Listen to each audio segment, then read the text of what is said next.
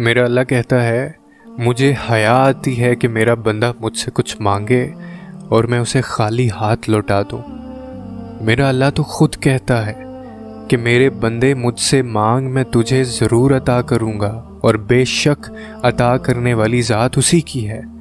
اگر تمہاری مانگی ہوئی چیز میں تمہارے لیے بھلائی نہیں ہے تو وہ تمہیں اس کے بدلے بہترین عطا کرے گا، کیونکہ میرا رب کبھی اپنے بندوں کا برا نہیں چاہتا، وہ تو اپنے بندوں سے بے پناہ محبت کرتا ہے۔ یہ تو ہم ہیں جو اس کی نافرمانی کر کے اپنے آپ کو خسارے میں ڈال لیتے ہیں۔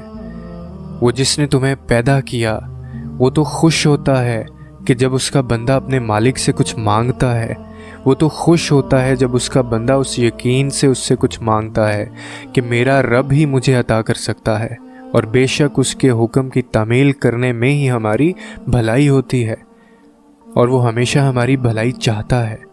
میرا رب ہی مشکل کشا ہے، میرا رب ہی حاجت روا ہے، میرا رب ہی بہترین رازق ہے۔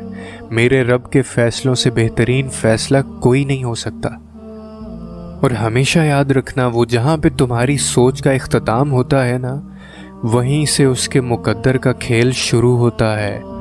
جس کو تم ناممکن سمجھتے تھے اس کو تو وہ ممکن بناتا ہے۔ یہ راستے کیسے بنیں گے اس کی فکر تم چھوڑ دو، تم بس اس کی یاد سے غافل ہونے کا خیال بھی نہ لانا۔ اگر وہ چونٹی کو بھی غیب سے زندگی کا سامان فراہم کرتا ہے تو بس وہ تمہارے لیے بھی ایسی جگہوں سے راستے کھولے گا جہاں سے تم گمان بھی نہیں کر سکتے۔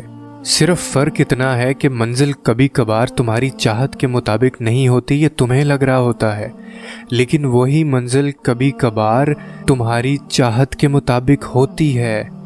لیکن راستوں کا تعین میرا رب اپنی مرضی کے مطابق کرتا ہے، کیونکہ وہ تمہیں عطا تو کرتا ہے، لیکن عطا کرنے کا طریقہ کبھی کبھی بدل دیتا ہے۔ پھر پریشان کس بات پہ ہو؟ اے اللہ کے بندے، وہ رب ہے نا تمہاری پریشانیوں کو دور کرنے کے لیے۔